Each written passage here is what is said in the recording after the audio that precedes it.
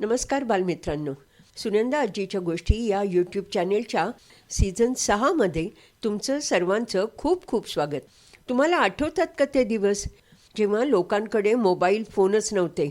लोक कसं बरं एकमेकांना अगदी तातडीचे निरोप देत असतील, फोटो काढून लगेच पाठवत असतील किंवा ग्रुपमध्ये अगदी कसेही कुठेही एकत्र बोलत असतील, अगदी फोनद्वारे ईमेलसुद्धा पाठवत असतील.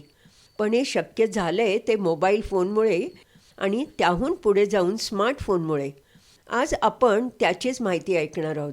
पण त्यापूर्वी आजची छोटीशी कविता चक्क AIने तयार केली आहे, तीही ऐकूया. छोटीशी पेटी, मोठं जग असे त्यात, बोटभर स्पर्श, सारी दुनियाच हातात.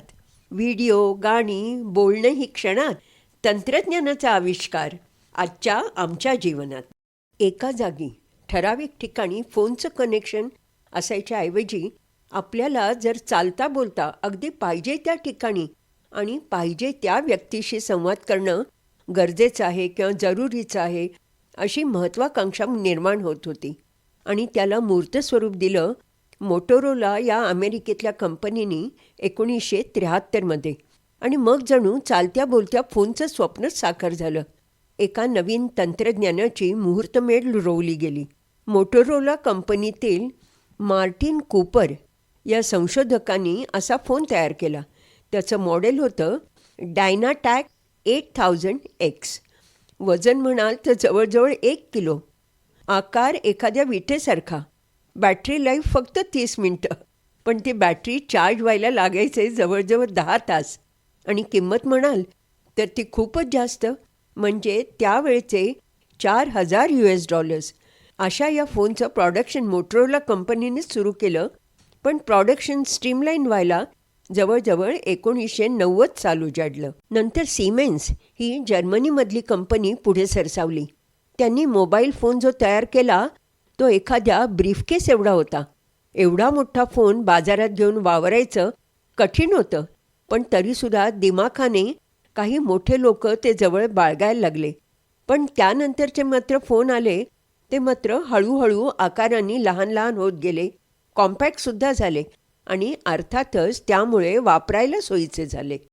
आता सगळ्या वेगवेगळ्या देशांमध्ये मोबाईल फोन बनायची किंवा बनवायची जवळजवळ चढाओढ सुरू झाली. नोकिया या फिनलंडमधल्या एका कंपनीने सिटीमॅन 900 हा वजनाने हलका फोन तयार केला. त्याची बॅटरी काही फोनला जोडलेली नसे. हा फोनसुद्धा प्रतिष्ठेची निशाणी म्हणून सिनेमातले हिरोज आणि किंवा अनेक राजकीय सेलिब्रिटीज हा फोन वापरताना दिसू लागले. फिनलंडमध्ये या फोनचं नाव ठेवलं गोर्बा.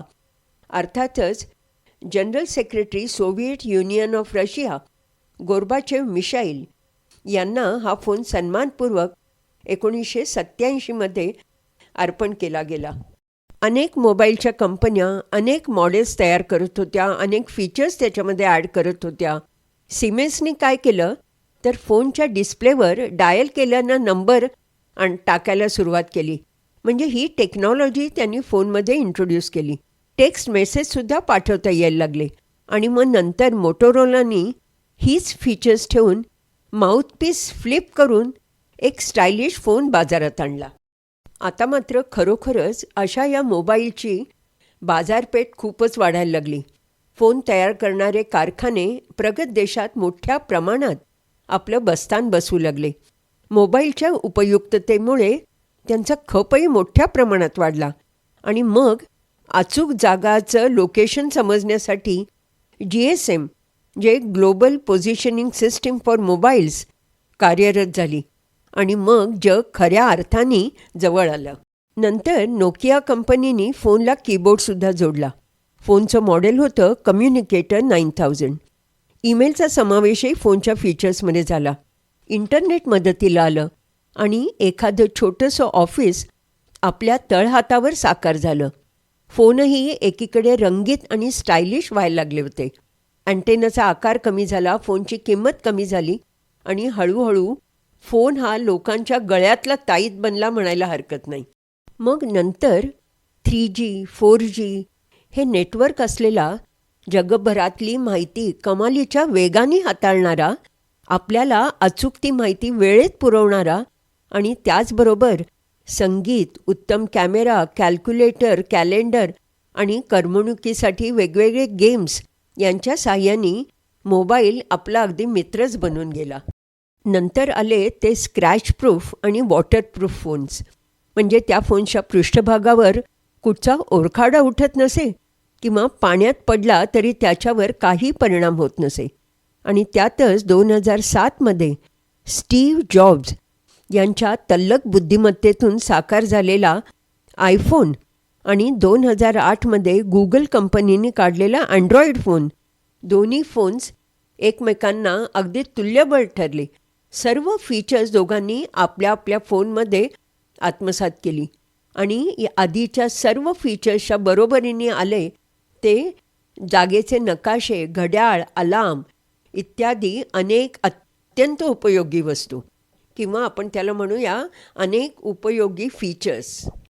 थोडक्यात फोन्सनी आपल्या कल्पनाशक्तीची चुणूक सर्व जगाला दाखवून दिली आणि जणू काही आपल्या तळहातावर त्यांनाच नाचवत ठेवलं. आणि मग ते खऱ्या अर्थाने झाले स्मार्टफोन्स. पण ह्यामध्ये अग्रेसर होते ते ॲपल कंपनीने तयार केलेले आयफोन्स आणि गुगलचे अँड्रॉइड्स. हे असे एक एक दिमागदार फोन्स तयार होताना मग अजून काही सुधारणा होत गेल्या. पृष्ठभागाची घडी घालता यायला लागली. तसंच काही मॉडेल्सच्या डिस्प्लेला एक वक्रता आणली गेली. फोनची बॅटरी लाईफ आणि मेमरी याची क्षमता खूपच वाढली. उत्तम कॅमेरे फोनमध्ये बसवले गेले आणि मग माणसाला मात्र याची खरी अगदी गरज वासू लागली. आपल्या बेड शेजारी झोपताना असो, जेवताना असो, फिरताना असो, केव्हा का असेना, प्रत्येकाच्या हातात हे स्मार्टफोन्स आता सर्वत्र दिसू लागले. फोन्सचं उद्दिष्ट तर स्पष्ट झालं होतं आणि अर्थात ते साध्यही झालं होतं. आणि मग मात्र AI म्हणजे आर्टिफिशियल इंटेलिजन्स, कृत्रिम बुद्धिमत्ता यांनीही फोनच्या सिस्टीममध्ये शिरकाव केला आणि जणू काही जादूची कांडीच या फोनवरनं फिरवली.